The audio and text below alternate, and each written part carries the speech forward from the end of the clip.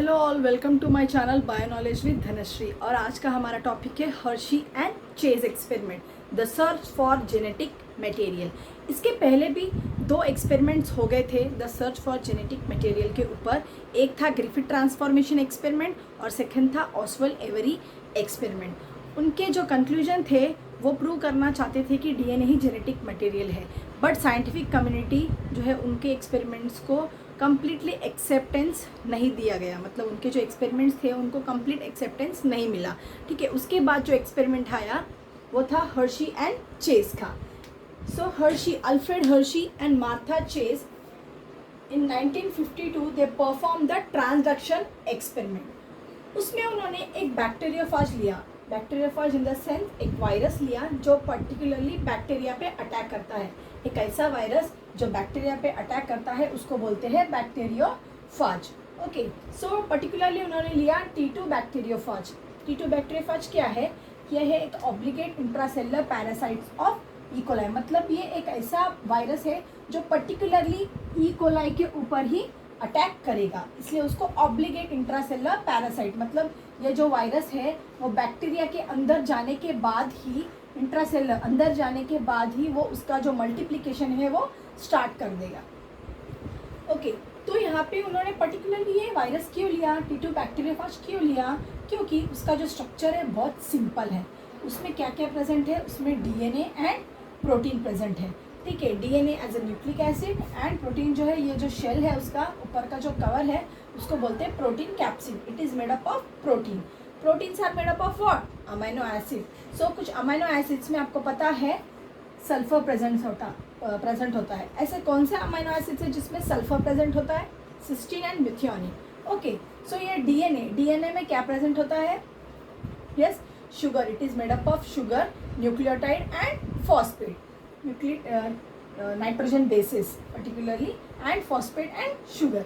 सो यहाँ पे जो फॉस्फेट है उसको लेबल किया गया P32 नेम से, एंड ये जो प्रोटीन है उसको पर्टिकुलरली S35 से लेबल किया। मतलब जो सल्फर है, उसके अंदर का जो सल्फर है उसको एक रेडियो आइसोटॉप दिया गया S35। तो अभी हम इसका एक्सपेरिमेंट उन्होंने कैसे प्रूव किया इस एक्सपेरिमेंट से कि डीएनए ही जेनेटिक मटेरियल है, ये अभी हम देखेंगे। So P32 labelled experiment, first one. So यहाँ पे उन्होंने ये जो है बैक्टीरियोफाज लिया और उसके अंदर का जो डीएनए है उसको लेबल कर दिया P32 से। उसके अंदर का जो फॉस्फेट है उसको लेबल कर दिया, मतलब उसमें रेडियो आइसोटोप यूज़ किया, कौन सा? P32। Okay, so this is the attachment step. Okay, this is the attachment step. After attachment क्या होगा? इंजेक्शन होगा, इंजेक्शन। ओके, सो इंजेक्शन मतलब उसका जो डीएनए है, उसका जो न्यूक्लिक एसिड है वो बैक्टीरिया के अंदर चला जाएगा। After some time, after few minutes it start multiply. Okay, ये जो है वायरस, इसका मल्टीप्लिकेशन स्टार्ट हो जाएगा, उसके न्यूक्लिक एसिड बनेंगे, उसके बाद में उसका जो पूरा स्ट्रक्चर है वो बन जाएगा। ठीक है, और ये जो है उसका जो कवर है एम्प्टी गोस्ट, इसको क्या बोलते हैं? Empty ghost. ये इसके बाद अब हमको कैसे पता चलेगा कि ये डीएनए मतलब जो है हमने लेबल किया वो अंदर गया या नहीं, या प्रोटीन गया या नहीं? उसके बाद हमने क्या किया, मतलब हर्शी एंड चेज ने क्या किया, उन्होंने एक ब्लेंडर लिया, वैरिंग ब्लेंडर। ओके, जिसमें उसको ब्लेंडर मतलब क्या, उन्होंने पूरा मिक्सर टाइप पूरा मिक्स कर दिया उसको। ठीक है, उसके बाद क्या हो गया, varying blender shares of viral heads, मतलब जो हेड्स थे वो ऊपर चले गए और जो न्यूक्लिक एसिड थे वो एक तरफ आ गए, मतलब पूरा मिक्सिंग हो गया। मिक्सिंग होने के बाद हम उसको अलग कैसे करेंगे? ठीक है, हमको कैसे पता चलेगा या उनको कैसे पता चलेगा कि जो हमने लेबलिंग किया था वो लेबल होने के बाद नेक्स्ट जनरेशन में गया है या नहीं? तो यहाँ पे सेंट्रीफ्यूगेशन हो गया। सेंट्रीफ्यूगेशन मतलब क्या? एक प्रोसेस होता है जिससे जो हैवी पार्टिकल्स है वो नीचे चले जाते हैं और जो लाइट पार्टिकल्स है वो ऊपर रह जाते हैं। ठीक है, उसके बाद उन्होंने देखा कि जो ये पैलेट है, पैलेट मतलब एक स्मॉल सॉलिड पार्टिकल, ठीक है, और इस पैलेट में डीएनए प्रेजेंट है। ठीक है, तो ये डीएनए में रेडियो एक्टिविटी दिखाई गई। ओके, और यहाँ पे जो सुपर नेटेंट है उसमें रेडियो एक्टिविटी नहीं मिली। ठीक है, तो और नेक्स्ट इससे पता चल गया कि ये जो डीएनए है वही नेक्स्ट जनरेशन में जा रहा है।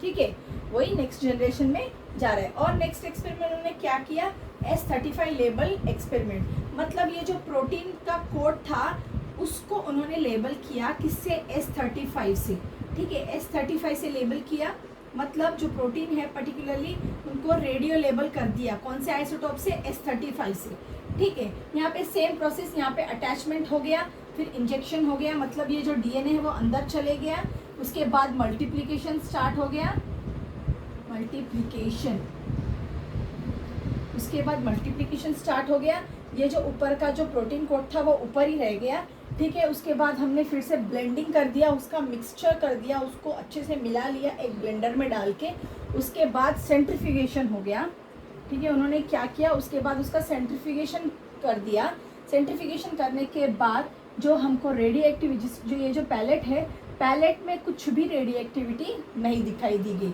और यहाँ पे जो सुपरनेटेंट है उसमें रेडियो एक्टिविटी पाई गई। तो इससे क्या प्रूव होता है, इससे ये प्रूव होता है कि जो प्रोटीन का जो पार्ट है वो ऊपर ही रह गया, मतलब बैक्टीरिया के ऊपर ही रह गया, और जो बैक्टीरिया के अंदर क्या गया था, डीएनए गया था, उससे ही तो वो मल्टीप्लाई हो गया ना, उससे ही तो मल्टीप्लाई होगा, मतलब ये जो डीएनए है वही तो मल्टीप्लाई होगा, वही तो नेक्स्ट जनरेशन में जाएगा, ना कि प्रोटीन।